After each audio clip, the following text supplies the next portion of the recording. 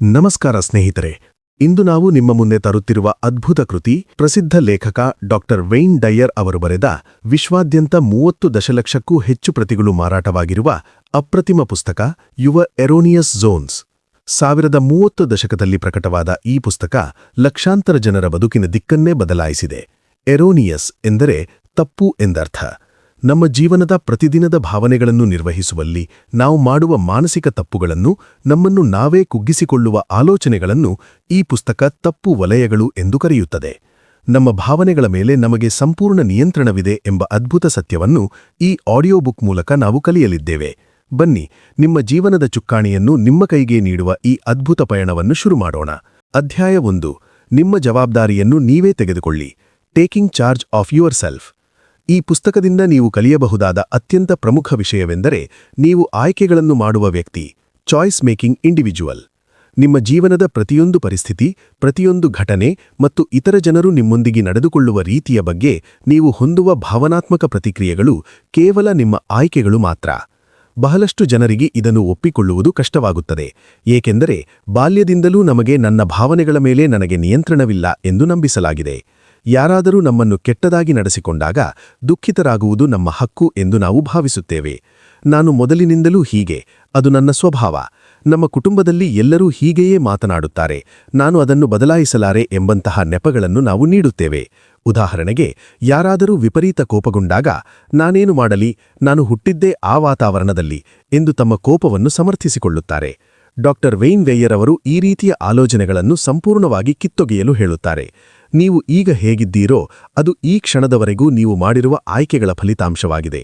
James Allen ತಮ್ಮ ಪ್ರಸಿದ್ಧ ಪುಸ್ತಕ ಆಸ್ ಎ ಮ್ಯಾನ್ ಥಿಂಕೆತ್ನಲ್ಲಿ ಹೇಳುವಂತೆ, ಪರಿಸ್ಥಿತಿಗಳು ಮನುಷ್ಯನನ್ನು ರೂಪಿಸುವುದಿಲ್ಲ, ಅವು ಕೇವಲ ಅವನ ನಿಜ ಸ್ವರೂಪವನ್ನು ಜಗತ್ತಿಗೆ ಅನಾವರಣಗೊಳಿಸುತ್ತವೆ. Circumstances do not make a man, they reveal him. ನಿಮ್ಮ ಜೀವನದ ಇಂದಿನ ಪರಿಸ್ಥಿತಿಗಳು ನೀವು ಇದುವರೆಗೂ ಎಂತಹ ಆಯ್ಕೆಗಳನ್ನು ಮಾಡಿದ್ದೀರಿ ಎಂಬುದನ್ನು ತೋರಿಸುತ್ತವೆ. ಅಂದರೆ ನಿಮ್ಮಲ್ಲಿರುವ ನಕಾರಾತ್ಮಕತೆ, ಅನುಮಾನ, ಇತರರನ್ನು ಟೀಕಿಸುವ ಗುಣ ಮತ್ತು ನಿಮ್ಮ ಪ್ರಗತಿಗೆ ಅಡ್ಡಿಯಾಗುವ ಭಾವನಾತ್ಮಕ ಪ್ರತಿಕ್ರಿಯೆಗಳಿಂದ ಮುಕ್ತರಾಗಬೇಕಾದರೆ ನೀವು ಮೊದಲು ಜವಾಬ್ದಾರಿಯನ್ನು ನಿಮ್ಮ ಹೆಗ್ಗಲ ಮೇಲೆ ಹಾಕಿಕೊಳ್ಳಬೇಕು. ನಿಮ್ಮ ಜೀವನದಲ್ಲಿ ನಡೆಯುವ ಎಲ್ಲಾ ತಪ್ಪುಗಳಿಗೂ ಬೇರೆಯವರನ್ನು ದೂಷಿಸುವ ಅಭ್ಯಾಸವನ್ನು ಬಿಡಬೇಕು. ನಿಮ್ಮ ಭೂತಕಾಲವನ್ನು, ನಿಮ್ಮ ಕುಟುಂಬವನ್ನು ಅಥವಾ ನಿಮ್ಮ ಪರಿಸ್ಥಿತಿಗಳನ್ನು ದೂಷಿಸುತ್ತಾ ಕುಳಿತರೆ ಯಾವುದೇ ಪ್ರಯೋಜನವಿಲ್ಲ. ನಿಮ್ಮ ಜೀವನವನ್ನು 2 ಭಾಗಗಳಾಗಿ ವಿಂಗಡಿಸಬಹುದು. ಒಂದು, ನಿಮ್ಮ ಭೌತಿಕ ದೇಹ. ಈ ದೇಹದೊಳಗೆ ನೀವು ಬಂಧಿಗಳಾಗಿದ್ದೀರಿ. ನೀವು ಕಚೇರಿಯಿಂದ ಮನೆಗೆ ಹೋಗುವಾಗ ಬೇರೆ ದೇಹವನ್ನು ಪಡೆದುಕೊಳ್ಳಲು ಸಾಧ್ಯವಿಲ್ಲ. ಆದರೆ ಎರಡನೆಯ ಭಾಗವೇ ಅದೃಶ್ಯವಾದದ್ದು. ಅದೇ ನಿಮ್ಮ ಮನಸ್ಸು, ಪ್ರಜ್ಞೆ ಅಥವಾ ಆತ್ಮ. ನಿಮ್ಮ ಜೀವನದ ಪ್ರತಿಯೊಂದು ಅನುಭವವನ್ನು ಪ್ರಕ್ರಿಯಿಸುವ ಶಕ್ತಿಯಿರುವುದು ಇಲ್ಲೇ. ನಿಮ್ಮ ಬಗ್ಗೆ ಇತರರು ಏನು ಹೇಳುತ್ತಾರೆ ಎಂಬುದರ ಆಧಾರದ ಮೇಲೆ ನಿಮ್ಮ ವ್ಯಕ್ತಿತ್ವ ನಿರ್ಧಾರವಾಗುವುದಿಲ್ಲ. ಬದಲಾಗಿ ನಿಮ್ಮನ್ನು ನೀವು ಹೇಗೆ ಪ್ರಕ್ರಿಯಿಸುತ್ತೀರಿ, ನಿಮ್ಮ ಬಗ್ಗೆ ನೀವು ಏನು ಆಲೋಚಿಸುತ್ತೀರಿ ಎಂಬುದರ ಆಧಾರದ ಮೇಲೆ ನಿಮ್ಮ ವ್ಯಕ್ತಿತ್ವ ನಿರ್ಧಾರವಾಗುತ್ತದೆ. ಜೀವನದ ಚುಕ್ಕಾಣಿಯನ್ನು ನಿಮ್ಮ ಕೈಗೆ ತೆಗೆದುಕೊಳ್ಳುವುದು ಎಂದರೆ ಇದೇ. ಅಧ್ಯಾಯ 2. ಸ್ವಯಂ ಅನುಮಾನದಿಂದ ಮುಕ್ತಿ ಮತ್ತು ನಿಮ್ಮನ್ನು ನೀವು ಪ್ರೀತಿಸಿ. ಮಾನವನ ಅತಿದೊಡ್ಡ ತಪ್ಪು ವಲಯಗಳಲ್ಲಿ ಮೊದಲನೆಯದು ಸ್ವಯಂ ಅನುಮಾನ ಅಥವಾ ನಿಮ್ಮನ್ನು ನೀವೇ ದೂಷಿಸಿಕೊಳ್ಳುವುದು.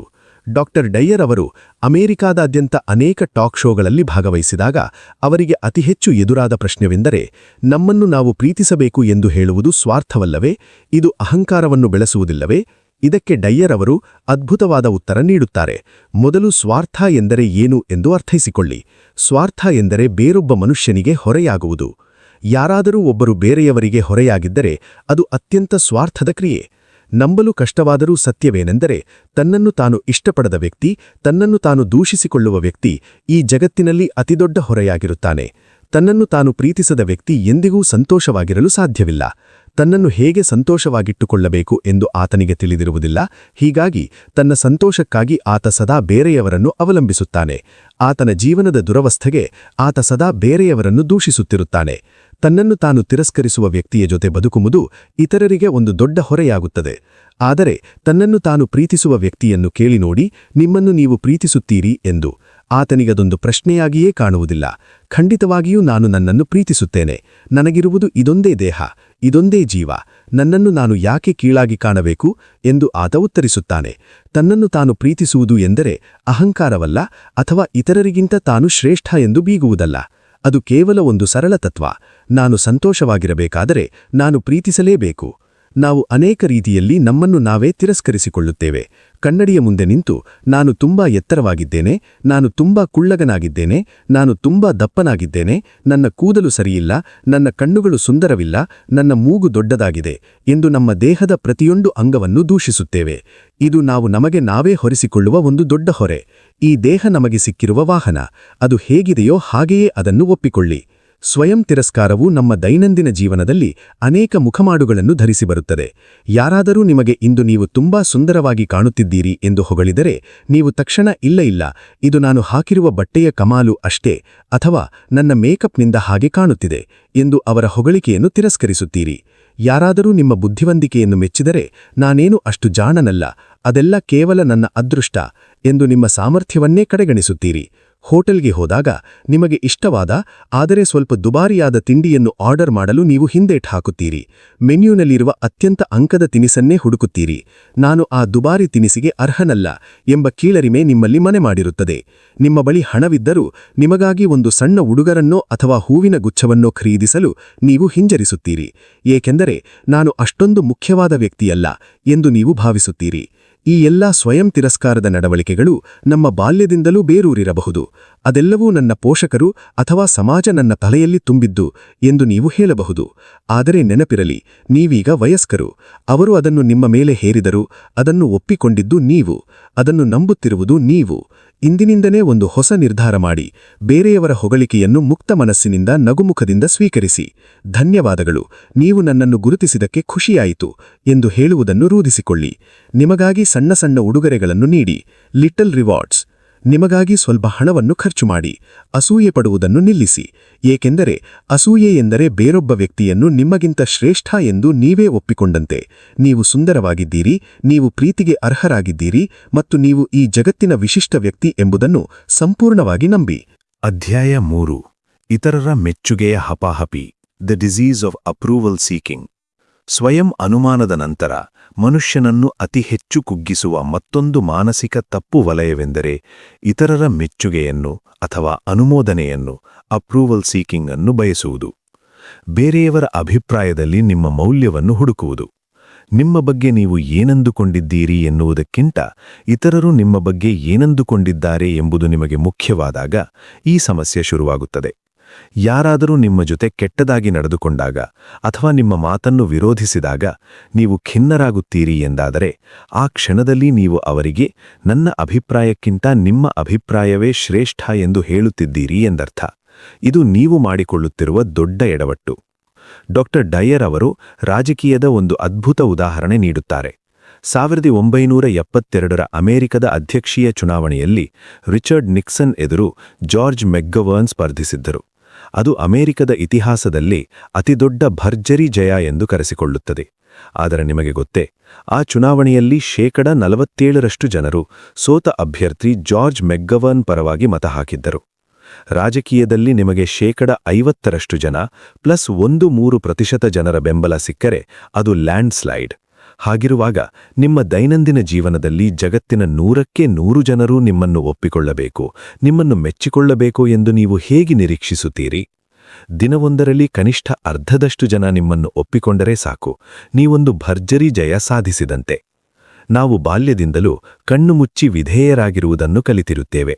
ಶಾಲೆಯಲ್ಲಿ ಶಿಕ್ಷಕರನ್ನು ಮೆಚ್ಚಿಸುವುದು, ಮನೆಯಲ್ಲಿ ಪೋಷಕರನ್ನು ಮೆಚ್ಚಿಸುವುದು. ಸ್ವಂತವಾಗಿ ಆಲೋಚಿಸದೆ ಇತರರ ತಾಳಕ್ಕೆ ತಕ್ಕಂತೆ ಕುಣಿಯುವ ಮಕ್ಕಳು ದೊಡ್ಡವರಾದ ಮೇಲೆ ಸ್ವಂತ ನಿರ್ಧಾರ ತೆಗೆದುಕೊಳ್ಳಲು ಪರದಾಡುತ್ತಾರೆ.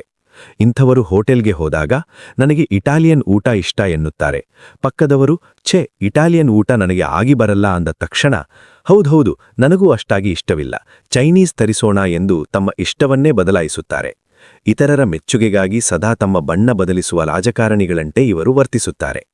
ಹಾಗಾದರೆ ನನಗೆ ಯಾರ ಮೆಚ್ಚುಗೆಯೂ ಬೇಡವೇ ಎಂದು ನೀವು ಕೇಳಬಹುದು. ಡಯರ್ ಹೇಳುತ್ತಾರೆ, ನಾನು ವೇದಿಕೆಯ ಮೇಲೆ ಮಾತನಾಡಿದಾಗ ಜನರು ಎದ್ದು ನಿಂತು ಚಪ್ಪಾಳೆ ತಟ್ಟಿದರೆ ನನಗೆ ತುಂಬ ಖುಷಿಯಾಗುತ್ತದೆ. ನನಗೆ ಮೆಚ್ಚುಗೆ ಇಷ್ಟ, ಐ ವಾಂಟ್ ಅಪ್ರೂವಲ್. ಆದರೆ ಮೆಚ್ಚುಗೆಯ ಅಗತ್ಯ ನನಗಿಲ್ಲ, ಐ ಡೋಂಟ್ ನೀಡ್ ಅಪ್ರೂವಲ್. ಅಗತ್ಯ ಎಂದರೆ ಅದು ಇಲ್ಲದೆ ಹೋದರೆ ಬದುಕಲು ಸಾಧ್ಯವಿಲ್ಲ. ನಮಗೆ ಉಸಿರಾಡಲು ಆಕ್ಸಿಜನ್ನ ಅಗತ್ಯವಿದೆ, ಅದು ಇಲ್ಲದಿದ್ದರೆ ನಾವು ಸಾಯುತ್ತೇವೆ. ಆದರೆ ಬೇರೆಯವರ ಮೆಚ್ಚುಗೆಯನ್ನು ಆಕ್ಸಿಜನ್ನಂತೆ ಪರಿಗಣಿಸಬೇಡಿ. ಯಾರಾದರೂ ನಿಮ್ಮನ್ನು ಟೀಕಿಸಿದ ತಕ್ಷಣ ನೀವು ಉಸಿರುಗಟ್ಟಿ ಸಾಯುವುದಿಲ್ಲ. ಡಯರ್ ಅವರ ಒಂದು ಪುಸ್ತಕ ಬಿಡುಗಡೆಯಾದಾಗ ಸ್ಯಾನ್ ಫ್ರಾನ್ಸಿಸ್ಕೋ ಪತ್ರಿಕೆಯಲ್ಲಿ ಅದೊಂದು ಕಳಪೆ ಪುಸ್ತಕ ಎಂದು ದೊಡ್ಡ ವಿಮರ್ಶೆ ಬಂತು.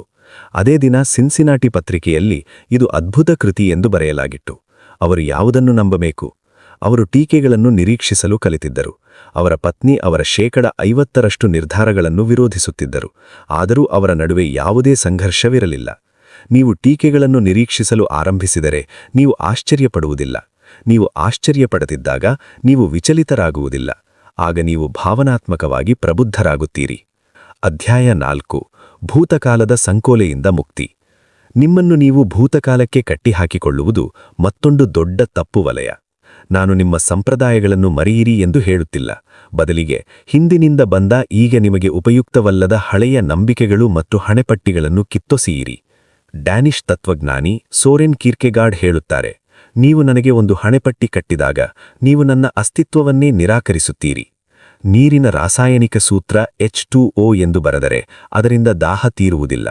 ನೀರನ್ನು ಕುಡಿದರೆ ಮಾತ್ರ ಅದರ ಅನುಭವವಾಗುತ್ತದೆ. ಅದೇ ರೀತಿ ನಾನು ಹೀಗೆಯೇ ಎನ್ನುವ ಹಣೆಪಟ್ಟಿಗಳು ನಿಮ್ಮ ನೈಜ ಅನುಭವಗಳನ್ನು ತಡೆಯುತ್ತವೆ. ನಾನು ಗಣಿತದಲ್ಲಿ ದಡ್ಡ, ನನಗೆ ಕಾಗುಣಿತ ಬರುವುದಿಲ್ಲ, ನಾನು ತುಂಬಾ ನಾಚಿಕೆ ಸ್ವಭಾವದವನು, ಇವೆಲ್ಲವೂ ನೀವು ನಿಮ್ಮ ಮೇಲೂ ನೀವೇ ಅಂಟಿಸಿಕೊಂಡ ಲೇಬಲ್ಗಳು. ನೀವೊಂದು ಪಾರ್ಟಿಗೆ ಹೋಗಿದ್ದೀರಿ, ಅಲ್ಲಿರುವ ಗುಂಪಿನೊಂದಿಗೆ ಮಾತನಾಡಬೇಕು ಎನಿಸುತ್ತದೆ. ನೀವು ಹೆಜ್ಜೆ ಹಾಕುತ್ತೀರಿ. ತಕ್ಷಣ ನಿಮ್ಮ ಮೆದುಳು ಹೇಳುತ್ತದೆ, ಇಲ್ಲ, ನಾನು ನಾಚಿಕೆ ಸ್ವಭಾವದವನು, ಐ ಆಮ್ ಶೈ. ನೀವು ಹಿಂದೆ ಸರಿಯುತ್ತೀರಿ. ನೀವು ಆ ಹಣೆಪಟ್ಟಿಗೆ ತಕ್ಕಂತೆ ಬದುಕಲು ಶುರು ಮಾಡಿದ್ದೀರಿ. ಯಾರಾದರೂ ಬಂದು ಬನ್ನಿ ಬಾಸ್ಕೆಟ್ಬಾಲ್ ಆಡೋಣ ಅಂದ್ರೆ, ಇಲ್ಲಪ್ಪ, ನಾನು ಕ್ರೀಡೆಯಲ್ಲಿ ವೀಕ್ ಎನ್ನುತ್ತೀರಿ. ಮಂಚದ ಮೇಲೆ ಕುಳಿತು ಟಿವಿ ನೋಡುವುದರಿಂದ ನೀವು ಕ್ರೀಡೆಯಲ್ಲಿ ಹೇಗೆ ತಾನೇ ಬಲಶಾಲಿಗಳಾಗುತ್ತೀರಿ? ಡಯರ್ ಅವರೇ ಒಂದು ಉದಾಹರಣೆ ನೀಡುತ್ತಾರೆ. ನಾನು ತುಂಬಾ ಅಸ್ತವ್ಯಸ್ತವಾದ ವ್ಯಕ್ತಿ, ಡಿಸಾರ್ಗನೈಸ್ಡ್ ವ್ಯಕ್ತಿ. ನನಗೆ ರಸೀದಿಗಳನ್ನು ಜೋಡಿಸಿಡುವುದು, ಟ್ಯಾಕ್ಸ್ ಕಟ್ಟುವುದು ಎಂದರೆ ಆಗುವುದಿಲ್ಲ. ಅದು ನನ್ನ ಸ್ವಭಾವವೇ ಅಲ್ಲ ಎಂದು ಅವರಂದುಕೊಂಡಿದ್ದರು. ಆದರೆ ಆದಾಯ ತೆರಿಗೆ ಇಲಾಖೆಗೆ ದಂಡ ಕಟ್ಟುವ ಬದಲು ಅವರೇನು ಮಾಡಿದರು? ತಮ್ಮ ಕಚೇರಿಯ ನೆಲದ ಮೇಲೆ 12 ಬಾಕ್ಸ್ಗಳನ್ನು ಇಟ್ಟು ಪ್ರತಿಯೊಂದಕ್ಕೂ ಪ್ರಯಾಣ, ಕರೆಂಟ್ ಬಿಲ್, ಪ್ರಿಂಟಿಂಗ್ ಎಂದು ಲೇಬಲ್ ಮಾಡಿದರು. ಯಾವುದೇ ರಸೀದಿ ಸಿಕ್ಕರೂ ಅದನ್ನು ಆಯಾ ಬಾಕ್ಸ್ಗೆ ಎಸೆಯತೊಡಗಿದರು. ವರ್ಷದ ಕೊನೆಗೆ ಯಾರನ್ನಾದರೂ ಕರೆದು ಅದನ್ನು ಲೆಕ್ಕ ಹಾಕಿಸುತ್ತಿದ್ದರು. ತಾವು ಅಸ್ತವ್ಯಸ್ತ ಎಂಬ ಹಣಪಟ್ಟಿಯನ್ನು ಕಳಚಿ ಅದಕ್ಕೊಂದು ಪರಿಹಾರ ಕಂಡುಕೊಂಡರು. ನನಗೆ ಹೆಸರುಗಳು ನೆನಪೇ ಇರುವುದಿಲ್ಲ ಎಂದು ಕೆಲವರು ಹೇಳುತ್ತಾರೆ. ಅದು ನಿಮ್ಮ ಮೆದುಳಿನ ದೋಷವಲ್ಲ, ನೀವು ಹೆಸರುಗಳ ಬಗ್ಗೆ ಗಮನವೇ ಹರಿಸಿಲ್ಲ ಅಷ್ಟೇ. ಮುಂದಿನ ಬಾರಿ 3 ಜನರನ್ನು ಭೇಟಿಯಾದಾಗ ಅವರ ಹೆಸರನ್ನು ಮನಸ್ಸಿನಲ್ಲೇ 5 ಬಾರಿ ಪುನರಾವರ್ತಿಸಿ ನೋಡಿ, ನಿಮಗೆ ಹೇಗೆ ನೆನಪಿರುತ್ತದೆ?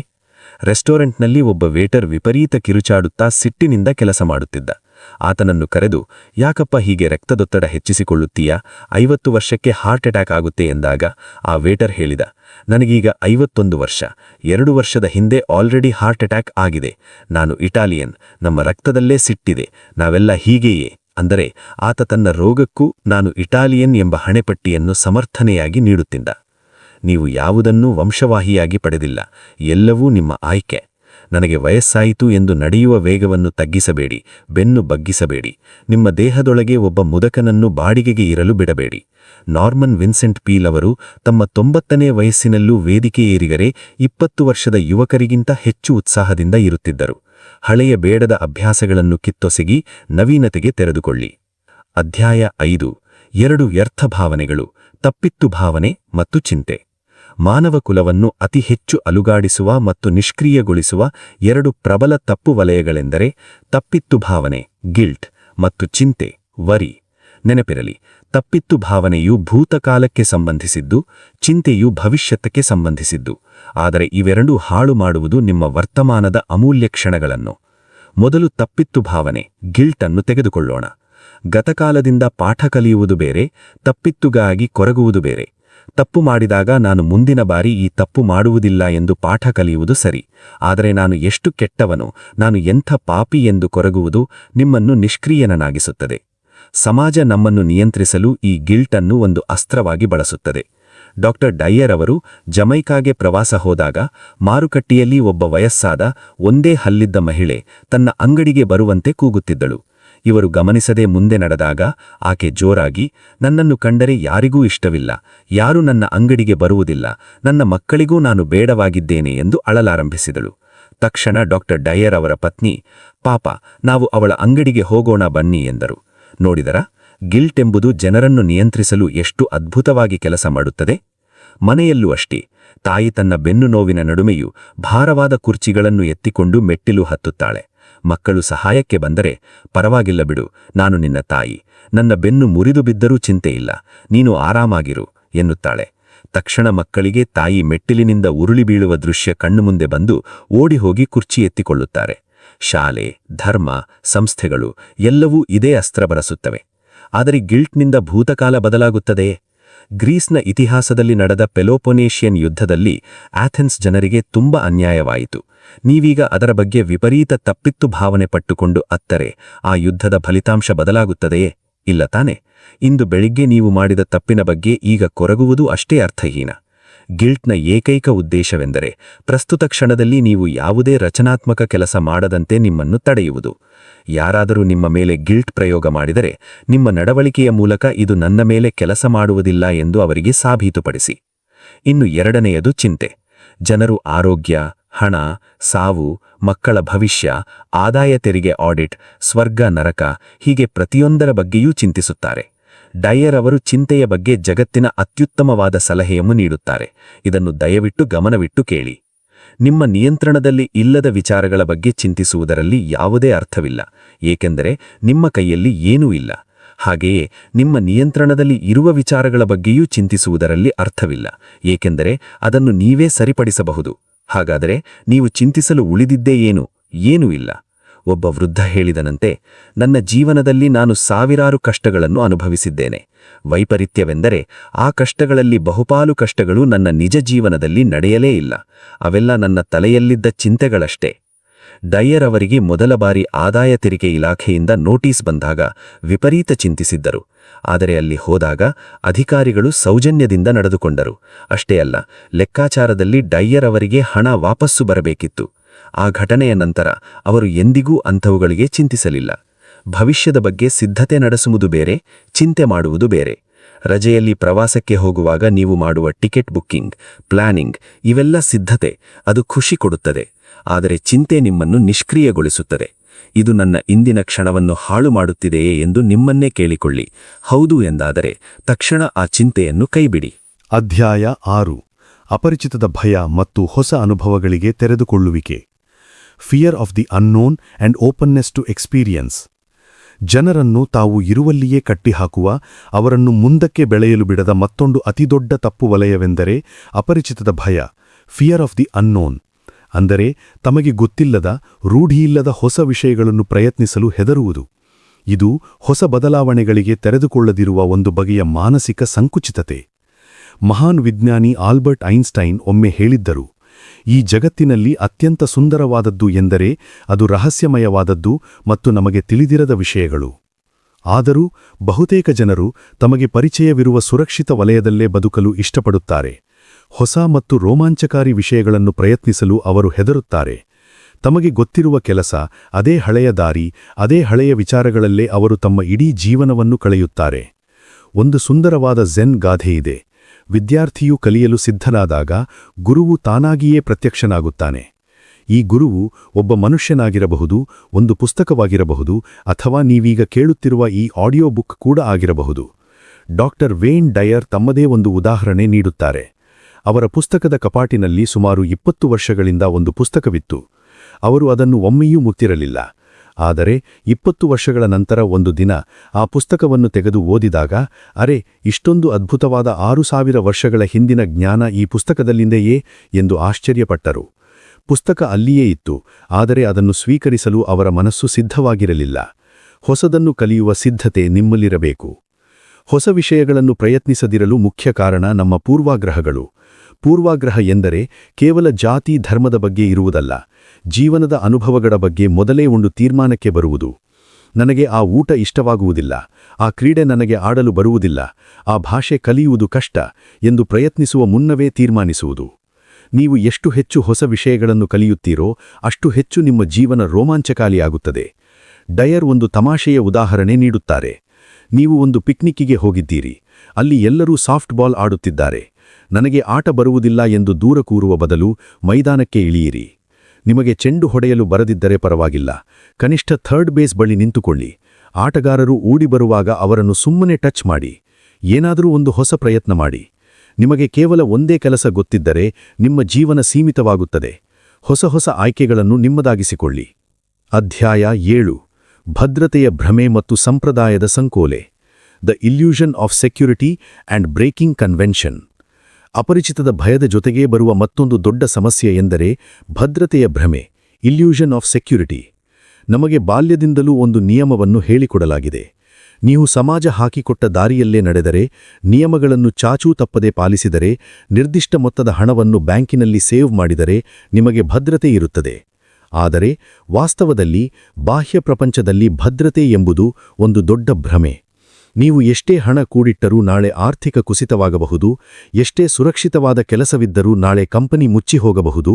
ಹೀಗಿರುವಾಗ ಕೇವಲ ಭದ್ರತೆಗಾಗಿ ನಿಮ್ಮ ಇಷ್ಟಗಳನ್ನು, ಕನಸುಗಳನ್ನು ಬಲಿಕೊಡುವುದು ಎಷ್ಟು ಸರಿ? ಭದ್ರತೆಗಾಗಿ ಸದಾ ಹಂಬಲಿಸುವ ವ್ಯಕ್ತಿ ತನಗೆ ಇಷ್ಟವಿಲ್ಲದ ಕೆಲಸವನ್ನು ಮಾಡುತ್ತಾ, ಇಷ್ಟವಿಲ್ಲದ ಜಾಗದಲ್ಲಿ ಬದುಕುತ್ತಾ ತನ್ನನ್ನೇ ತಾನು ಬಂಧಿಯಾಗಿಸಿಕೊಳ್ಳುತ್ತಾನೆ. ನಿಜವಾದ ಭದ್ರತೆ ಹೊರಗಡೆ ಅಲ್ಲ, ನಿಮ್ಮ ಒಳಗಡೆ ಇದೆ. ನಾಳೆ ನನ್ನ ಕೆಲಸ ಹೋದರೂ, ನನ್ನ ಬಳಿ ಹಣವಿಲ್ಲದಿದ್ದರೂ, ಜಗತ್ತಿನ ಯಾವುದೇ ಮೂಲೆಯಲ್ಲಿ ನನ್ನನ್ನು ಬಿಟ್ಟರೂ ನಾನು ಬದುಕಬಲ್ಲೆ, ನನ್ನ ಸಾಮರ್ಥ್ಯದ ಮೇಲೆ ನನಗೆ ನಂಬಿಕೆ ಇದೆ ಎಂದು ಅಂದುಕೊಳ್ಳುವುದೇ ನಿಜವಾದ ಭದ್ರತೆ.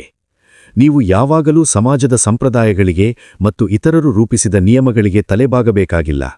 ಯಾರಿಗೂ ತೊಂದರೆಯಾಗದಂತೆ ನಿಮ್ಮ ಇಚ್ಛೆಯಂತೆ ಬದುಕುವ ಸ್ವಾತಂತ್ರ್ಯ ನಿಮಗಿದೆ. ಇದು ಹೀಗೆಯೇ ಆಗಬೇಕು ಎಂಬ ಕಟ್ಟುಪಾಡುಗಳಿಂದ ಹೊರಬನ್ನಿ. ನಿಮ್ಮ ಬದುಕಿನ ನಿಯಮಗಳನ್ನು ನೀವೇ ಬರೆಯಿರಿ. ನಿಮಗೆ ಯಾವುದು ಸರಿ ಎನಿಸುತ್ತದೋ, ನಿಮ್ಮ ಮನಸ್ಸಾಕ್ಷಿ ಯಾವುದನ್ನು ಒಪ್ಪಿಕೊಳ್ಳುತ್ತದೋ ಅದನ್ನು ಮಾಡಿ. ಅಧ್ಯಾಯ 8. ನ್ಯಾಯದ ಬಲೆ. ಈಗ ನಾವು ನಮ್ಮ ಬದುಕಿನ ಬಹುಪಾಲು ಅಸಮಾಧಾನಗಳಿಗೆ ಕಾರಣವಾಗಿರುವ ಒಂದು ತಪ್ಪು ವಲಯದ ಬಗ್ಗೆ ಮಾತನಾಡೋಣ. ಅದೇ ನ್ಯಾಯದ ಬಲೆ, ದ ಜಸ್ಟಿಸ್ ಟ್ರ್ಯಾಪ್. ನಾವೆಲ್ಲ ಒಂದು ದೊಡ್ಡ ಸುಳ್ಳನ್ನು ನಂಬಿಕೊಂಡು ಬೆಳೆದಿದ್ದೇವೆ. ಆ ಸುಳ್ಳು ಏನೆಂದರೆ, ಜಗತ್ತಿನಲ್ಲಿ ಎಲ್ಲವೂ ನ್ಯಾಯಯುತವಾಗಿ ನಡೆಯಬೇಕು, ಜಗತ್ತು ನ್ಯಾಯಸಮ್ಮತವಾಗಿದೆ. ಆದರೆ ಪ್ರಕೃತಿಯ ನಿಯಮಗಳನ್ನು ಸ್ವಲ್ಪ ಸೂಕ್ಷ್ಮವಾಗಿ ಗಮನಿಸಿ. ಒಂದು ಕಾಡಿನಲ್ಲಿ ಸಿಂಹವೊಂದು ಓಡಿ ಹೋಗುತ್ತಿರುವ ಒಂದು ಮುಗ್ನ ಜಿಂಕೆಯನ್ನು ಅಟ್ಟಿಸಿಕೊಂಡು ಹೋಗಿ ಕೊಂದು ತಿನ್ನುತ್ತದೆ. ಇದು ನ್ಯಾಯವೇ? ಆ ಜಿಂಕೆ ಯಾರಿಗೂ ಯಾವ ಕೆಟ್ಟದ್ದನ್ನು ಮಾಡಿರಲಿಲ್ಲ.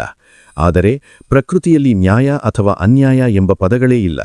ಅಲ್ಲಿ ಇರುವುದು ಕೇವಲ ಅಸ್ತಿತ್ವ ಮತ್ತು ಉಳಿವಿನ ನಿಯಮಗಳು ಅಷ್ಟೇ. ಆದರೆ ನಾವು ಮನುಷ್ಯರಾದ ನಾವು ನಮ್ಮ ದೈನಂದಿನ ಜೀವನದಲ್ಲಿ ಪ್ರತಿಯೊಂದರಲ್ಲೂ ನ್ಯಾಯವನ್ನು ಹುಡುಕುತ್ತೇವೆ. ನಾನು ಅವಳಿಗೆ ಅಷ್ಟು ಸಹಾಯ ಮಾಡಿದ್ದೆ, ಆದರೆ ಅವಳು ನನಗೆ ಮೋಸ ಮಾಡಿದಳು, ಇದು ಅನ್ಯಾಯ. ನಾನು ರಾತ್ರಿ ಹಗಲು ಕಷ್ಟಪಟ್ಟು ಕೆಲಸ ಮಾಡಿದ್ದೆ, ಆದರೆ ಪ್ರಮೋಷನ್ ಮಾತ್ರ ಬೇರೆಯವನಿಗೆ ಸಿಕ್ಕಿತು, ಇದು ಎಂಥ ಅನ್ಯಾಯ ಎಂದು ನಾವು ಸದಾ ಕೊರಗುತ್ತೇವೆ. ನೀವು ಅರ್ಥಮಾಡಿಕೊಳ್ಳಬೇಕಾದ ಕಟು ಸತ್ಯ ಏನೆಂದರೆ, ಜಗತ್ತು ಯಾವಾಗಲೂ ನ್ಯಾಯಯುತವಾಗಿರುವುದಿಲ್ಲ. ನಿಮಗ ಅನ್ಯಾಯವಾದಾಗ ಕೋಪಗೊಳ್ಳುವುದು, ಸೇಡು ತೀರಿಸಿಕೊಳ್ಳಲು ಬಯಸುವುದು ಅಥವಾ ಖಿನ್ನತೆಗೆ ಜಾರುವುದು ಒಂದು ತಪ್ಪು ವಲಯ. ಇದು ನ್ಯಾಯಯುತವಾಗಿಲ್ಲ, ಹೀಗಾಗಬಾರದಿತ್ತು ಎಂದು ನೀವು ಎಷ್ಟು ಬಾರಿ ಕೂಗಿಕೊಂಡರೂ ನಡೆದು ಹೋದ ಘಟನೆ ಬದಲಾಗುವುದಿಲ್ಲ. ನ್ಯಾಯದ ನಿರೀಕ್ಷೆಯು ನಿಮ್ಮ ನೆಮ್ಮದಿಯನ್ನು ಹಾಳು ಮಾಡುವ ಒಂದು ಮಾನಸಿಕ ರೋಗವಿದ್ದಂತೆ. ಯಾರಾದರೂ ನಿಮ್ಮ ಜೊತೆ ಅನ್ಯಾಯವಾಗಿ ನಡೆದುಕೊಂಡಾಗ, ಅಯ್ಯೋ, ಲೋಕದಲ್ಲಿ ನ್ಯಾಯವೇ ಇಲ್ಲ ಎಂದು ಅಳುತ್ತಾ ಕೂರುವ ಬದಲು ನಿಮ್ಮನ್ನು ನೀವು ಹೀಗೆ ಕೇಳಿಕೊಳ್ಳಿ, ಹೌದು, ಇದು ನ್ಯಾಯಯುತವಾಗಿಲ್ಲ, ಆದರೆ ಈಗ ನಾನೇನು ಮಾಡಬಹುದು? ನಾನು ಇದರಿಂದ ಹೇಗೆ ಹೊರಬರಬಹುದು? ನಿಮ್ಮ ನಿಯಂತ್ರಣದಲ್ಲಿ ಇಲ್ಲದ ವಿಷಯಗಳ ಬಗ್ಗೆ ಇತರರನ್ನು ದೋಷಿಸುತ್ತಾ ಕೂರಬೇಡಿ. ಜಗತ್ತು ತನಗೆ ಬೇಕಾದಂತೆ ನಡೆಯುತ್ತದೆ. ನೀವು ಅದಕ್ಕೆ ತಕ್ಕಂತೆ ನಿಮ್ಮನ್ನು ನೀವು ಹೇಗೆ ಪ್ರತಿಕ್ರಿಯಿಸುತ್ತೀರಿ, ಅಂದರೆ ಪ್ರೋಸೆಸ್ ಎಂಬುದಷ್ಟೇ ನಿಮ್ಮ ಕೈಯಲ್ಲಿದೆ. ನ್ಯಾಯಕ್ಕಾಗಿ ಆಗ್ರಹಿಸುತ್ತಾ ವರ್ತಮಾನದ ಕ್ಷಣಗಳನ್ನು ವ್ಯರ್ಥ ಮಾಡಬೇಡಿ. ವಾಸ್ತವವನ್ನು ಸ್ವೀಕರಿಸಿ ಮತ್ತು ಮುನ್ನಡೆಯಿರಿ. ಅಧ್ಯಾಯ 9. ಮುಂದೂಡುವಿಕೆ ಬೇಡ, ಇಂದೇ ಈಗಲೇ ಮಾಡಿ. Putting an end to procrastination now. ನಮ್ಮ ದಿನನಿತ್ಯದ ಬದುಕಿನಲ್ಲಿ ನಾವೆಲ್ಲರೂ ಅತಿ ಹೆಚ್ಚು ಬಳಸುವ ವಾಕ್ಯವೆಂದರೆ, ಇದನ್ನು ನಾಳೆ ಮಾಡುತ್ತೇನೆ. ಯಾವುದೇ ಒಂದು ಕಷ್ಟಕರವಾದ ಅಥವಾ ನಮಗೆ ಇಷ್ಟವಿಲ್ಲದ ಕೆಲಸ ಎದುರಾದಾಗ ಅದನ್ನು ಭವಿಷ್ಯಕ್ಕೆ ಮುಂದೂಡುವುದು ಮನುಷ್ಯನ ಸಹಜ ಪ್ರವೃತ್ತಿಯಾಗಿದೆ. ಆದರೆ ಡಾಕ್ಟರ್ ವೇನ್ ಡಯರ್ ಅವರು ಈ ಮುಂದೂಡುವಿಕೆಯನ್ನು ಪ್ರೊಕ್ರಾಸ್ಟಿನೇಷನ್ ಕೇವಲ ಒಂದು ಸೋಮಾರಿತನ ಎನ್ನುವುದಿಲ್ಲ, ಬದಲಾಗಿ ಇದೊಂದು ಅಪಾಯಕಾರಿ ತಪ್ಪು ವಲಯ ಎನ್ನುತ್ತಾರೆ. ನಾವು ಮುಂದೂಡುವುದೇಕೆ? ಏಕೆಂದರೆ ಯಾವುದಾದರೂ ಕೆಲಸವನ್ನು ನಾನು ಮಾಡುವುದಿಲ್ಲ ಎಂದು ನೇರವಾಗಿ ಹೇಳಿದರೆ ನಮಗೆ ನಾವೇ ಕೆಟ್ಟವರಾಗಿ ಕಾಣುತ್ತೇವೆ. ಆದ್ದರಿಂದ ನಾನು ಮಾಡುತ್ತೇನೆ, ಆದರೆ ಈಗಲ್ಲ, ನಾಳೆ ಮಾಡುತ್ತೇನೆ ಎಂದು ನಮ್ಮ ಮನಸ್ಸಿಗೆ ನಾವೇ ಒಂದು ಸುಳ್ಳು ಸಮಾಧಾನವನ್ನು ನೀಡುತ್ತೇವೆ. ಈ ಮೂಲಕ ತಾತ್ಕಾಲಿಕ ನೆಮ್ಮದಿಯನ್ನು ಪಡೆದುಕೊಳ್ಳುತ್ತೇವೆ. ಆದರೆ ವಾಸ್ತವದಲ್ಲಿ ಆ ಮಾಡಬೇಕಾದ ಕೆಲಸ ನಮ್ಮ ತಲೆಯಲ್ಲಿ ಒಂದು ಆತಂಕವಾಗಿ ಸದಾ ಕಾಡುತ್ತಲೇ ಇರುತ್ತದೆ. ಡಾಕ್ಟರ್ ವೇನ್ ಡಯರ್ ಅವರ ಅತ್ಯಮೂಲ್ಯವಾದ ಪಾಠವೊಂದನ್ನು ನೆನಪಿಡಿ. ಭವಿಷ್ಯ ಎಂಬುದು ಎಂದಿಗೂ ಬರುವುದಿಲ್ಲ. ನಮ್ಮ ಬಳಿ ಇರುವುದು ಕೇವಲ ವರ್ತಮಾನದ ಈ ಕ್ಷಣ ಮಾತ್ರ. ನೀವು ಬದುಕುತ್ತಿರುವುದು ಈ ಕ್ಷಣದಲ್ಲಿ. ಆದ್ದರಿಂದ ನೀವು ಏನನ್ನಾದರೂ ಮಾಡಬೇಕಿದ್ದರೆ ಅದನ್ನು ಈಗಲೇ ಮಾಡಬೇಕು. ತೂಕ ಇಳಿಸಲು ಜಿಮ್ಗೆ ಹೋಗಬೇಕು, ಹೊಸ ಭಾಷೆ ಕಲಿಯಬೇಕು ಅಥವಾ ಸಂಬಂಧವೊಂದನ್ನು ಸರಿಪಡಿಸಿಕೊಳ್ಳಬೇಕು ಎಂದಿದ್ದರೆ ಮುಂದಿನ ಸೋಮವಾರದಿಂದ ಶುರು ಮಾಡುತ್ತೇನೆ ಅಥವಾ ಹೊಸ ವರ್ಷದಿಂದ ಪ್ರಾರಂಭಿಸುತ್ತೇನೆ ಎನ್ನುವ ಬಲಗಿ ಬೀಳಬೇಡಿ. ಭವಿಷ್ಯದಲ್ಲಿ ಬದುಕುವ ಭ್ರಮೆಯನ್ನು ಬಿಡಿ. 5 ನಿಮಿಷಗಳ ನಿಯಮವನ್ನು ಅಳವಡಿಸಿಕೊಳ್ಳಿ. ಕೆಲಸ ಎಷ್ಟೇ ಕಷ್ಟವಿದ್ದರೂ ಕೇವಲ 5 ನಿಮಿಷಗಳ ಕಾಲ ಅದನ್ನು ಮಾಡಲು ಪ್ರಾರಂಭಿಸಿ. ಒಮ್ಮೆ ಶುರು ಮಾಡಿದ ಮೇಲೆ ಆ ಕೆಲಸವನ್ನು ಮುಂದುವರಿಸುವ ಹುಮ್ಮಸ್ಸು ತಾನಾಗಿಯೇ ಬರುತ್ತದೆ. ನಿಮ್ಮ ಜೀವನದ ಜವಾಬ್ದಾರಿಯನ್ನು ಹೊರುವ ಸಮಯ ನಾಳೆಯಲ್ಲ, ಅದು ಈಗ. ಅಧ್ಯಾಯ 10. ಸ್ವಾತಂತ್ರ್ಯ ಮತ್ತು ಅವಲಂಬನೆ. Dependency versus independence. ಸಮಾಜದಲ್ಲಿ ಪ್ರೀತಿ ಮತ್ತು ಅವಲಂಬನೆ ಡಿಪೆಂಡೆನ್ಸಿ ಎರಡನ್ನೂ ಒಂದೇ ಎಂದು ಅನೇಕರು ತಪ್ಪಾಗಿ ಅರ್ಥೈಸಿಕೊಂಡಿದ್ದಾರೆ. ನಾವು ಬೇರೊಬ್ಬ ವ್ಯಕ್ತಿಯನ್ನು ಪ್ರೀತಿಸುತ್ತೇವೆ ಎಂದರೆ ಅವರ ಮೇಲೆ ನಾವು ಸಂಪೂರ್ಣವಾಗಿ ಅವಲಂಬಿತರಾಗಬೇಕು ಎಂದರ್ಥವಲ್ಲ. ಮಾನಸಿಕ ಮತ್ತು ಭಾವನಾತ್ಮಕವಾಗಿ ಇತರರ ಮೇಲೆ ಅವಲಂಬಿತರಾಗುವುದು ಮಾನವನ ಅತಿ ದೊಡ್ಡ ತಪ್ಪುವಲಯವಾಗಿದೆ. ಅವಲಂಬನೆ ಎಂದರೆ ನೀನು ನನ್ನ ಜೊತೆಗಿದ್ದರೆ ಮಾತ್ರ ನಾನು ಸಂತೋಷವಾಗಿರುತ್ತೇನೆ, ನನ್ನ ಖುಷಿಗೆ ನೀನೇ ಕಾರಣ ಎಂದು ಇನ್ನೊಬ್ಬರ ಮೇಲೆ ನಿಮ್ಮ ಸಂತೋಷದ ಜವಾಬ್ದಾರಿಯನ್ನು ಹೊರಿಸುವುದು. ನೀವು ಹೀಗೆ ಮಾಡಿದಾಗ ಅವರು ನಿಮ್ಮ ನಿರೀಕ್ಷೆಯಂತೆ ನಡೆದುಕೊಳ್ಳದಿದ್ದರೆ ನೀವು ಕುಸಿದು ಬೀಳುತ್ತೀರಿ. ನಿಮ್ಮ ಜೀವನದ ರಿಮೋಟ್ ಕಂಟ್ರೋಲನ್ನು ಬೇರೆಯವರ ಕೈಗೆ ಕೊಟ್ಟಂತೆ ಇದು. ಅವರು ಬಟನ್ ಒತ್ತಿದಾಗ ನೀವು ನಗಬೇಕು, ಅವರು ಬೇರೆ ಬಟನ್ ಒತ್ತಿದಾಗ ನೀವು ಅಳಬೇಕು. ಇದು ಪ್ರೀತಿಯಲ್ಲ, ಇದೊಂದು ಬಗೆಯ ಗುಲಾಮಗಿರಿ. ನಿಜವಾದ ಪ್ರೀತಿಯಲ್ಲಿ ಸ್ವಾತಂತ್ರ್ಯವಿರುತ್ತದೆ. ನಾನು ನಿನ್ನನ್ನು ಪ್ರೀತಿಸುತ್ತೇನೆ, ಆದರೆ ನನ್ನ ಸಂತೋಷಕ್ಕೆ ನೀನು ಜವಾಬ್ದಾರನಲ್ಲ ಎಂಬ ಪ್ರೌಢತೆ ಇರಬೇಕು. ಪೋಷಕರು ಮತ್ತು ಮಕ್ಕಳ ನಡುವಿನ ಸಂಬಂಧವೂ ಇದೇ ರೀತಿ ಇರಬೇಕು. ಮಕ್ಕಳ ಮೇಲೆ ವಿಪರೀತ ಅವಲಂಬಿತರಾಗುವುದು ಅಥವಾ ಮಕ್ಕಳನ್ನು ತಮ್ಮ ಮೇಲೆ ಅವಲಂಬಿತರಾಗುವಂತೆ ಮಾಡುವುದು ಎರಡೂ ಅಪಾಯಕಾರಿ. ಸ್ವತಂತ್ರವಾಗಿರುವುದು ಎಂದರೆ ಇತರರನ್ನು ದ್ವೇಷಿಸುವುದಲ್ಲ, ಇತರರ ಜೊತೆಗಿನ ಸಂಬಂಧವನ್ನು ಆನಂದಿಸುತ್ತಲೇ ನಿಮ್ಮ ಕಾಲುಗಳ ಮೇಲೆ ನೀವು ನಿಲ್ಲಲು ಕಲಿಯುವುದು. ನಿಮ್ಮ ನಿರ್ಧಾರಗಳನ್ನು ನೀವೇ ತೆಗೆದುಕೊಳ್ಳಿ. ನಿಮ್ಮ ಆರ್ಥಿಕ, ಮಾನಸಿಕ ಮತ್ತು ಭಾವನಾತ್ಮಕ ಸ್ವಾತಂತ್ರ್ಯವನ್ನು ಕಾಪಾಡಿಕೊಳ್ಳಿ. ಯಾರೊಬ್ಬರೂ ಇಲ್ಲದಿದ್ದರೂ ನಾನು ನನ್ನ ಜೊತೆಗೆ ನೆಮ್ಮದಿಯಾಗಿರಬಲ್ಲೆ ಎಂಬ ವಿಶ್ವಾಸವನ್ನು ಬೆಳೆಸಿಕೊಳ್ಳಿ. ಅಧ್ಯಾಯ 11. ಕೋಪಕ್ಕೆ ವಿದಾಯ. Farewell to anger. ನಾವು ಪ್ರತಿದಿನ ಎದುರಿಸುವ ಮತ್ತೊಂದು ವಿನಾಶಕಾರಿ ತಪ್ಪುವಲಯ ಎಂದರೆ ಕೋಪ, ಆಂಗರ್. ಕೋಪ ಬರುವುದು ಮನುಷ್ಯನ ಸಹಜ ಗುಣ. ಯಾರಾದರೂ ತಪ್ಪು ಮಾಡಿದರೆ ಸಿಟ್ಟು ಬರುವುದು ಸಾಮಾನ್ಯ ಎಂದು ನಮಗೆ ನಾವೇ ಸಮರ್ಥನೆ ಮಾಡಿಕೊಳ್ಳುತ್ತೇವೆ. ನಾವು ಕೋಪಗೊಂಡಾಗೆಲ್ಲ ಅದಕ್ಕೆ ಬೇರೊಬ್ಬರನ್ನೋ ಅಥವಾ ಯಾವುದೋ ಪರಿಸ್ಥಿತಿಯನ್ನೋ ದೂಷಿಸುತ್ತೇವೆ. ಅವನು ನನ್ನನ್ನು ಹಾಗೆ ಬೈದ, ಅದಕ್ಕೆ ನನಗೆ ಸಿಟ್ಟು ಬಂತು ಎನ್ನುತ್ತೇವೆ. ಆದರೆ ಡಾಕ್ಟರ್ ವೇನ್ ಡಯರ್ ಅವರು ಒಂದು ಕಟು ಸತ್ಯವನ್ನು ತೆರೆದಿಡುತ್ತಾರೆ. ಕೋಪವು ನಿಮಗಾಗುವಂಥದ್ದಲ್ಲ. Anger doesn't happen to you. ಕೋಪವು ನಿಮ್ಮ ಆಯ್ಕೆ. Anger is a choice. ಪರಿಸ್ಥಿತಿಗಳು ನೀವಂದುಕೊಂಡಂತೆ ನಡೆಯದಿದ್ದಾಗ ನೀವು ಕೋಪ ಎಂಬ ಪ್ರತಿಕ್ರಿಯೆಯನ್ನು ಆರಿಸಿಕೊಳ್ಳುತ್ತೀರಿ. ಕೋಪದಿಂದ ಏನಾದರೂ ಪ್ರಯೋಜನವಿದೆಯೇ? ಕೋಪವು ಪರಿಸ್ಥಿತಿಯನ್ನು ಸರಿಪಡಿಸುತ್ತದೆಯೇ? ಖಂಡಿತ ಇಲ್ಲ. ಯಾರಾದರೂ ನಿಮ್ಮ ವಿರುದ್ಧವಾಗಿ ನಡೆದುಕೊಂಡರೆ, ನೀವು ಕೋಪಗೊಂಡು ಅರಚಾಡಿದರೆ ನಿಮ್ಮ ರಕ್ತದೊತ್ತಡ ಹೆಚ್ಚಾಗುತ್ತದೆ, ನಿಮ್ಮ ಆರೋಗ್ಯ ಕೆಡುತ್ತದೆ ಮತ್ತು ನಿಮ್ಮ ಸಂಬಂಧಗಳು ಒಡೆಯುತ್ತವೆ. ಕೋಪವು ಒಂದು ರೀತಿಯ ಮಾನಸಿಕ ದುರ್ಬಲತೆ. ಅದು ನಿಮ್ಮನ್ನು ವರ್ತಮಾನದ ಕ್ಷಣದಲ್ಲಿ ನಿಷ್ಕ್ರಿಯಗೊಳಿಸುತ್ತದೆ. ಕೋಪವನ್ನು ಗೆಲ್ಲುವುದು ಹೇಗೆ? ಯಾರಾದರೂ ನಿಮ್ಮ ವಿರುದ್ಧವಾಗಿ ನಡೆದುಕೊಂಡಾಗ ಇದು ಅವರ ಅಭಿಪ್ರಾಯ, ಇದು ಅವರ ಆಯ್ಕೆ ಎಂದು ಅರ್ಥಮಾಡಿಕೊಳ್ಳಿ. ಜಗತ್ತು ಯಾವಾಗಲೂ ನಿಮ್ಮ ಇಚ್ಛೆಯಂತೆ ನಡೆಯುವುದಿಲ್ಲ ಎಂಬ ಸತ್ಯವನ್ನು ಒಪ್ಪಿಕೊಳ್ಳಿ. ಯಾರೋ ಏನೋ ಅಂದರು ಎಂದು ನೀವು ಕೋಪಗೊಂಡರೆ ಆ ವ್ಯಕ್ತಿ ನಿಮ್ಮ ಭಾವನೆಗಳನ್ನು ನಿಯಂತ್ರಿಸುತ್ತಿದ್ದಾನೆ ಎಂದರ್ಥ. ನಿಮ್ಮ ಮನಸ್ಸಿನ ಕೀಲಿಕೈಯನ್ನು ಬೇರೆಯವರ ಕೈಗೆ ಕೊಡಬೇಡಿ. ಮುಂದಿನ ಬಾರಿ ಕೋಪ ಬಂದಾಗ ತಕ್ಷಣ ವಿರಾಮ ತೆಗೆದುಕೊಳ್ಳಿ. ನಾನೀಗ ಶಾಂತವಾಗಿರುವುದನ್ನು ಆಯ್ಕೆ ಮಾಡಿಕೊಳ್ಳುತ್ತಿದ್ದೇನೆ ಎಂದು ನಿಮಗೆ ನೀವೇ ಹೇಳಿಕೊಳ್ಳಿ. ಕೋಪದ ಬದಲು ತಿಳಿವಳಿಕೆ ಮತ್ತು ತಾಳ್ಮೆಯನ್ನು ಆರಿಸಿಕೊಳ್ಳಿ. ಅಧ್ಯಾಯ 12. ನಿಮ್ಮ ಆಂತರಿಕ ಧ್ವನಿಯನ್ನು ಆಲಿಸಿ. ನಾವು ಹುಟ್ಟಿನ ಬಳಿಕಿಂದಲೂ ಸಮಾಜ, ಪೋಷಕರು ಮತ್ತು ಶಿಕ್ಷಕರು ನಮಗೆ ಏನು ಮಾಡಬೇಕು, ಹೇಗೆ ಬದುಕಬೇಕು ಎಂದು ಹೇಳಿಕೊಟ್ಟು ಬಂದಿದ್ದಾರೆ. ಈ ಬಾಹ್ಯ ಜಗತ್ತಿನ ಗದ್ದಲದ ನಡುವೆ ನಮ್ಮ ಒಳಗಿರುವ ಅತಿ ಮುಖ್ಯವಾದ ಒಂದು ಧ್ವನಿಯನ್ನು ನಾವು ಸಂಪೂರ್ಣವಾಗಿ ಕಡೆಗಣಿಸಿದ್ದೇವೆ. ಅದೇ ನಮ್ಮ ಆಂತರಿಕ ಧ್ವನಿ ಅಥವಾ ಮನಸ್ಸಾಕ್ಷಿ.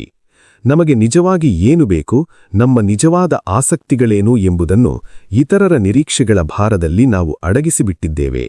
ಡಾಕ್ಟರ್ ವೇನ್ ಡಯರ್ ಅವರ ಪ್ರಕಾರ ಬೇರೆಯವರ ಮೆಚ್ಚುಗೆಗಾಗಿ ಅವರು ಹಾಕಿಕೊಟ್ಟ ದಾರಿಯಲ್ಲಿ ನಡೆಯುವುದು ಅತ್ಯಂತ ಸುಲಭ. ಆದರೆ ನಿಮಗೆ ನೀವೇ ಪ್ರಾಮಾಣಿಕರಾಗಿ ನಿಮ್ಮ ಸ್ವಂತ ದಾರಿಯನ್ನು ನಿರ್ಮಿಸಿಕೊಳ್ಳುವುದು ನಿಜವಾದ ಸಾಧನೆ. ಯಾವುದೇ ನಿರ್ಧಾರ ತೆಗೆದುಕೊಳ್ಳುವಾಗ ಜನರೇನೆಂದುಕೊಳ್ಳುತ್ತಾರೆ ಎಂದು ಕೇಳುವ ಬದಲು ನನ್ನ ಮನಸ್ಸಿಗೆ ಇದು ಸರಿಯೆನಿಸುತ್ತಿದೆಯೇ ಎಂದು ನಿಮ್ಮನ್ನು ನೀವು ಕೇಳಿಕೊಳ್ಳಿ. ನಿಮ್ಮ ವೃತ್ತಿಜೀವನ, ನಿಮ್ಮ ಸಂಬಂಧಗಳು ಅಥವಾ ನಿಮ್ಮ ಜೀವನ ಶೈಲಿ ಪ್ರತಿಯೊಂದರಲ್ಲೂ ನಿಮ್ಮ ಆಯ್ಕೆಗೆ ಪ್ರಾಧಾನ್ಯ ಕೊಡಿ. ನೀವು ತೆಗೆದುಕೊಳ್ಳುವ ನಿರ್ಧಾರಗಳಿಂದ ತಪ್ಪುಗಳಾದರೂ ಪರವಾಗಿಲ್ಲ, ಏಕೆಂದರೆ ಆ ತಪ್ಪುಗಳಿಂದ ಪಾಠ ಕಲಿಯುವ ಅವಕಾಶ ನಿಮಗಿರುತ್ತದೆ. ಇನ್ನೊಬ್ಬರ ಕನಸುಗಳನ್ನು ನನಸು ಮಾಡುವ ಯಂತ್ರವಾಗಬೇಡಿ, ನಿಮ್ಮ ಬದುಕಿನ ಶಿಲ್ಪಿಯಾಗಲು ನಿಮ್ಮ ಆಂತರಿಕ ಧ್ವನಿಯನ್ನು ನಂಬಿ. ಅಧ್ಯಾಯ 13. ಪೂರ್ವಾಗ್ರಹ ಪೀಡಿತರಾಗಬೇಡಿ. ಎಲಿಮಿನೇಟಿಂಗ್ ಪ್ರೆಜುಡೈಸ್. ಪೂರ್ವಾಗ್ರಹ ಎಂದರೆ ಕೇವಲ ಜಾತಿ, ಧರ್ಮ ಅಥವಾ ಬಣ್ಣದ ಆಧಾರದ ಮೇಲೆ ತಾರತಮ್ಯ ಮಾಡುವುದಲ್ಲ. ಡಾಕ್ಟರ್ ಡಯರ್ ಅವರ ಪ್ರಕಾರ ದೈನಂದಿನ ಜೀವನದಲ್ಲಿ ಯಾವುದೇ ವಿಷಯದ ಬಗ್ಗೆ ಸರಿಯಾದ ಮಾಹಿತಿ ಇಲ್ಲದೆ ಅಥವಾ ಅದನ್ನು ಅನುಭವಿಸದೆ ಮೊದಲೇ ಒಂದು ನಿರ್ಧಾರಕ್ಕೆ ಬರುವುದು ಕೂಡ ಪೂರ್ವಾಗ್ರಹವೇ. ನನಗೆ ಆ ಭಾಷೆ ಕಲಿಯಲು ಆಗುವುದಿಲ್ಲ, ಆ ರೀತಿಯ ಪುಸ್ತಕಗಳು ನನಗೆ ಇಷ್ಟವಾಗುವುದಿಲ್ಲ, ಆ ವ್ಯಕ್ತಿಯ ಮುಖ ನೋಡಿದರೇನೇ ಗೊತ್ತಾಗುತ್ತದೆ ಅವನು ಸರಿಯಿಲ್ಲ. ಇವೆಲ್ಲವೂ ನಮ್ಮನ್ನು ನಾವು ಕಟ್ಟಿಹಾಕಿಕೊಳ್ಳುವ ತಪ್ಪು ವಲಯಗಳು. ನೀವು ಒಂದು ನಿರ್ದಿಷ್ಟ ಚೌಕಟ್ಟಿನಲ್ಲಿಯೇ ಜಗತ್ತನ್ನು ನೋಡಲು ಆರಂಭಿಸಿದಾಗ ನಿಮ್ಮ ಬೆಳವಣಿಗೆ ನಿಂತು ಹೋಗುತ್ತದೆ. ನೀವು ಹೊಸ ವಿಚಾರಗಳಿಗೆ, ಹೊಸ ಜನರಿಗೆ ಮತ್ತು ಹೊಸ ಅನುಭವಗಳಿಗೆ ನಿಮ್ಮ ಮನಸ್ಸಿನ ಬಾಗಿಲನ್ನು ಮುಚ್ಚಿಬಿಡುತ್ತೀರಿ. ಈ ಪೂರ್ವಾಗ್ರಹಗಳಿಂದ ಹೊರಬರಲು ಏಕೈಕ ಮಾರ್ಗವೆಂದರೆ ಮುಕ್ತ ಮನಸ್ಸು, ಓಪನ್ ಮೈಂಡೆಡ್ನೆಸ್. ಜಗತ್ತಿನಲ್ಲಿ ಪ್ರತಿಯೊಬ್ಬ ವ್ಯಕ್ತಿಯೂ ವಿಶಿಷ್ಟ, ಪ್ರತಿಯೊಂದು ಘಟನೆಯೂ ಭಿನ್ನ ಎಂದು ಅರ್ಥಮಾಡಿಕೊಳ್ಳಿ. ಯಾವುದೇ ವಿಷಯವನ್ನು ಮೊದಲೇ ತೀರ್ಮಾನಿಸುವ ಬದಲು ಅದನ್ನು ಸ್ವತಃ ಅನುಭವಿಸಿ ನೋಡಿ. ಹೊಸ ತಿನಿಸನ್ನು ಸವಿಯಿರಿ, ನಿಮಗೆ ಪರಿಚಯವಿಲ್ಲದ ವಿಷಯದ ಬಗ್ಗೆ ಓದಿ, ಭಿನ್ನ ಅಭಿಪ್ರಾಯವಿರುವ ಜನರೊಂದಿಗೆ ಮಾತನಾಡಿ. ಈ ಮುಕ್ತತೆ ನಿಮ್ಮ ಜೀವನವನ್ನು ವಿಸ್ತಾರಗೊಳಿಸುತ್ತದೆ. ಅಧ್ಯಾಯ 14. ದೈಹಿಕ ಮತ್ತು ಮಾನಸಿಕ ಆರೋಗ್ಯ. Physiology and mind. ನಮ್ಮ ದೇಹ ಮತ್ತು ಮನಸ್ಸನ್ನು ನಾವು ಎರಡು ಪ್ರತ್ಯೇಕ ವಸ್ತುಗಳಂತೆ ನೋಡುತ್ತೇವೆ. ಆದರೆ ವಾಸ್ತವದಲ್ಲಿ ನಿಮ್ಮ ಭೌತಿಕ ದೇಹವು ನಿಮ್ಮ ಮನಸ್ಸಿನ ಪ್ರತಿಬಿಂಬವಾಗಿದೆ. ನನಗೆ ಸುಸ್ತಾಗುತ್ತಿದೆ, ನನಗೆ ವಯಸ್ಸಾಯಿತು, ನನಗೆ ಮೊದಲಿನಷ್ಟು ಶಕ್ತಿಯಿಲ್ಲ ಎಂದು ನೀವು ಮೇಲಿಂದ ಮೇಲೆ ಹೇಳಿಕೊಳ್ಳುತ್ತಿದ್ದರೆ ನಿಮ್ಮ ದೇಹವು ಆ ಮಾತುಗಳನ್ನು ನಂಬಿ ಅದೇ ರೀತಿ ವರ್ತಿಸಲು ಶುರುಮಾಡುತ್ತದೆ. ಆಯಾಸ, ಫೆಟೀಗ್ ಎಂಬುದು ಕೇವಲ ದೈಹಿಕವಲ್ಲ, ಅದು ಬಹುಪಾಲು ಮಾನಸಿಕ. ನೀವು ನಿಮಗೆ ಅತ್ಯಂತ ಇಷ್ಟವಾದ, ರೋಮಾಂಚನಕಾರಿಯಾದ ಕೆಲಸವನ್ನು ಮಾಡುವಾಗ ನಿಮಗೆ ಸುಸ್ತಾಗುತ್ತದೆಯೇ? ಇಲ್ಲ, ಏಕೆಂದರೆ ಆಗ ನಿಮ್ಮ ಮನಸ್ಸು ಉತ್ಸಾಹದಲ್ಲಿರುತ್ತದೆ. ಡಯರ್ ಅವರು ಹೇಳುವಂತೆ, ನಿಮ್ಮ ದೇಹದೊಳಗೆ ಒಬ್ಬ ಮುದುಕನನ್ನು ಬಾಡಿಗೆಗೆ ಇರಲು ಬಿಡಬೇಡಿ. ವಯಸ್ಸು ಕೇವಲ ಒಂದು ಸಂಖ್ಯೆ. ನೀವು ನಿಮ್ಮನ್ನು ಹೇಗೆ ಪ್ರಕ್ರಿಯೆಗೊಳಿಸುತ್ತೀರಿ ಎಂಬುದೇ ನಿಮ್ಮ ಆರೋಗ್ಯವನ್ನು ನಿರ್ಧರಿಸುತ್ತದೆ. ತಲೆನೋವು, ಬೆನ್ನುನೋವು, ವಿಪರೀತ ಆಯಾಸ ಇವೆಲ್ಲವೂ ಅನೇಕ ಬಾರಿ ನಮ್ಮ ಒಳಗಿರುವ ಒತ್ತಡ, ಕೋಪ ಮತ್ತು ಚಿಂತೆಯ ದೈಹಿಕ ರೂಪಗಳಾಗಿರುತ್ತವೆ. ನಿಮ್ಮ ಮನಸ್ಸನ್ನು ಸಕಾರಾತ್ಮಕ ಆಲೋಚನೆಗಳಿಂದ ತುಂಬಿ, ನಾನು ಆರೋಗ್ಯವಾಗಿದ್ದೇನೆ, ನಾನು ಶಕ್ತಿಶಾಲಿಯಾಗಿದ್ದೇನೆ ಎಂದು ನಂಬಿ. ನಿಮ್ಮ ದೇಹವನ್ನು ದೂಷಿಸುವುದನ್ನು ನಿಲ್ಲಿಸಿ ಅದನ್ನು ಗೌರವಿಸಿ. ನಿಮ್ಮ ಆಲೋಚನೆಗಳು ಸರಿಯಾಗಿದ್ದರೆ ನಿಮ್ಮ ದೇಹವು ಅಚ್ಚರಿಪಡಿಸುವ ರೀತಿಯಲ್ಲಿ ಅದಕ್ಕೆ ಸ್ಪಂದಿಸುತ್ತದೆ. ಅಧ್ಯಾಯ 15. ತಪ್ಪು ವಲಯಗಳಿಂದ ಮುಕ್ತನಾದ ವ್ಯಕ್ತಿಯ ಗುಣಲಕ್ಷಣಗಳು. Portrait of a person without erroneous zones. ನಾವು ಇದುವರೆಗೆ ಚರ್ಚಿಸಿದ ಎಲ್ಲಾ ತಪ್ಪು ವಲಯಗಳನ್ನು, ಎರೋನಿಯಸ್ ಝೋನ್ಸ್ ಗಳನ್ನು ಮೀರಿ ಬೆಳೆದ ವ್ಯಕ್ತಿ ಹೇಗಿರುತ್ತಾನೆ? ಆತನ ವ್ಯಕ್ತಿತ್ವದ ಚಿತ್ರಣ ಹೇಗಿರುತ್ತದೆ?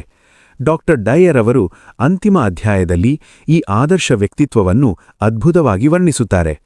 ತಪ್ಪು ವಲಯಗಳಿಂದ ಮುಕ್ತನಾದ ವ್ಯಕ್ತಿಯು ತನ್ನ ಗತಕಾಲದ ತಪ್ಪುಗಳ ಬಗ್ಗೆ ಕುಳಿತು ಅಳುವುದಿಲ್ಲ, ನೋ ಗಿಲ್ಟ್, ಮತ್ತು ಭವಿಷ್ಯದ ಬಗ್ಗೆ ಭಯಪಡುವುದಿಲ್ಲ, ನೋ ವರಿ. ಆತ ಸಂಪೂರ್ಣವಾಗಿ ಈ ಕ್ಷಣದಲ್ಲಿ ಬದುಕುತ್ತಾನೆ. ಆತ ಪ್ರತಿಯೊಂದು ಸಣ್ಣ ಕೆಲಸವನ್ನು ಆನಂದಿಸುತ್ತಾನೆ. ಬೀಸುವ ಗಾಳಿ, ಹಾರುವ ಹಕ್ಕಿ ಅಥವಾ ಕುಡಿಯುವ ಒಂದು ಕಪ್ ಕಾಫಿಯಲ್ಲೂ ಆತ ಅದ್ಭುತವನ್ನು ಕಾಣುತ್ತಾನೆ. ಆತನಿಗೆ ಇತರರ ಮೆಚ್ಚುಗೆಯ ಹಪಹಪಿ ಇರುವುದಿಲ್ಲ. ಯಾರಾದರೂ ಆತನನ್ನು ಟೀಕಿಸಿದರೆ ಆತ ಕೋಪಗೊಳ್ಳುವುದಿಲ್ಲ, ಅದನ್ನು ಕೇವಲ ಅವರ ಅಭಿಪ್ರಾಯವೆಂದು ಸುಮ್ಮನಾಗುತ್ತಾನೆ. ಆತ ತನ್ನ ಸಂತೋಷಕ್ಕಾಗಿ ಯಾರ ಮೇಲೂ ಅವಲಂಬಿತನಾಗಿರುವುದಿಲ್ಲ. ಇಂಡಿಪೆಂಡೆಂಟ್. ಆತ ಎಲ್ಲರನ್ನೂ ಪ್ರೀತಿಸುತ್ತಾನೆ, ಆದರೆ ಯಾರಿಗೂ ಹೊರೆಯಾಗುವುದಿಲ್ಲ. ಆತನಲ್ಲಿ ಅಸೂಯೆ, ದ್ವೇಷ ಅಥವಾ ಪೂರ್ವಾಗ್ರಹಗಳಿರುವುದಿಲ್ಲ. ಅಂತಹ ವ್ಯಕ್ತಿ ಪರಿಪೂರ್ಣನೇ? ಇಲ್ಲ. ಆದರೆ ಆತ ತನ್ನ ದೌರ್ಬಲ್ಯಗಳನ್ನು ಒಪ್ಪಿಕೊಂಡು ಪ್ರತಿದಿನವೂ ತನ್ನನ್ನೇ ತಾನು ಸುಧಾರಿಸಿಕೊಳ್ಳುತ್ತಾ ಜೀವನವನ್ನು ಒಂದು ಸುಂದರವಾದ ಪಯಣವಾಗಿ ಸ್ವೀಕರಿಸುತ್ತಾನೆ. ಈ ವ್ಯಕ್ತಿತ್ವವು ನಮ್ಮಾರಿಗೂ ಅಸಾಧ್ಯವಾದದ್ದಲ್ಲ. ನಮ್ಮ ಆಲೋಚನೆಗಳನ್ನು ನಾವು ಬದಲಾಯಿಸಿಕೊಂಡ ದಿನ ನಾವು ಕೂಡ ತಪ್ಪು ವಲಯಗಳಿಂದ ಮುಕ್ತರಾಗಬಹುದು.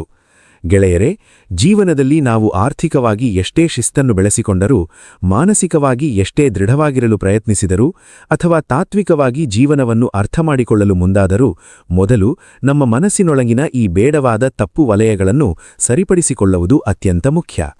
ಡಾಕ್ಟರ್ ವೇನ್ ಡಯರ್ ಅವರ ಯುವರ್ ಎರೋನಿಯಸ್ ಝೋನ್ಸ್ ಪುಸ್ತಕವು ನಮಗೆ ಆ ದೃಢವಾದ ಮಾನಸಿಕ ತಳಪಾಯವನ್ನು ಒದಗಿಸುತ್ತದೆ. ನಿಮ್ಮ ಜೀವನದ ಜವಾಬ್ದಾರಿಯನ್ನು ಸಂಪೂರ್ಣವಾಗಿ ನಿಮ್ಮ ಕೈಗೆ ತೆಗೆದುಕೊಳ್ಳಲು ಈ ಪುಸ್ತಕ ಪ್ರೇರೇಪಿಸುತ್ತದೆ. ಈ ಅದ್ಭುತವಾದ ಆಡಿಯೋ ಬುಕ್ ಸರಣಿ ನಿಮಗೆ ಇಷ್ಟವಾಗಿದ್ದಲ್ಲಿ ದಯವಿಟ್ಟು ವಿಡಿಯೋವನ್ನು ಲೈಕ್ ಮಾಡಿ ಮತ್ತು ನಿಮ್ಮ ಆತ್ಮೀಯರೊಂದಿಗೆ ಶೇರ್ ಮಾಡಿ. ಇದು ಇತರರ ಬದುಕಿನಲ್ಲೂ ಒಂದು ಸಕಾರಾತ್ಮಕ ಬದಲಾವಣೆಯನ್ನು ತರಬಹುದು. ನೀವು ನಮ್ಮ ಚಾನೆಲ್ನಲ್ಲಿ ಮೂಡಿಬರುವ ಇಂತಹ ಅದ್ಭುತ ಪುಸ್ತಕಗಳ ಸಾರಾಂಶಗಳನ್ನು ನಿಯಮಿತವಾಗಿ ಕೇಳಲು ಬಯಸಿದ್ದರೆ ಕಾಮೆಂಟ್ ವಿಭಾಗದಲ್ಲಿ ಈ ಪುಸ್ತಕದ ಯಾವ ತಪ್ಪು ವಲಯದಿಂದ ನೀವು ಇಂದೇ ಹೊರಬರಲು ನಿರ್ಧರಿಸಿದ್ದೀರಿ ಎಂಬುದನ್ನು ನಮಗೆ ಖಂಡಿತ ತಿಳಿಸಿ. ಮತ್ತೆ ಸಿಗೋಣ ನಿಮ್ಮ ಬದುಕನ್ನು ಶ್ರೀಮಂತಗೊಳಿಸುವ ಮತ್ತೊಂದು ಶ್ರೇಷ್ಠ ಪುಸ್ತಕದೊಂದಿಗೆ. ಅಲ್ಲಿಯವರೆಗೆ ಓದುತ್ತಿರಿ, ಬೆಳೆಯುತ್ತಿರಿ ಮತ್ತು ನಿಮ್ಮ ಈ ಅಮೂಲ್ಯವಾದ ಕ್ಷಣವನ್ನು ಆನಂದಿಸುತ್ತಿರಿ. ಧನ್ಯವಾದಗಳು.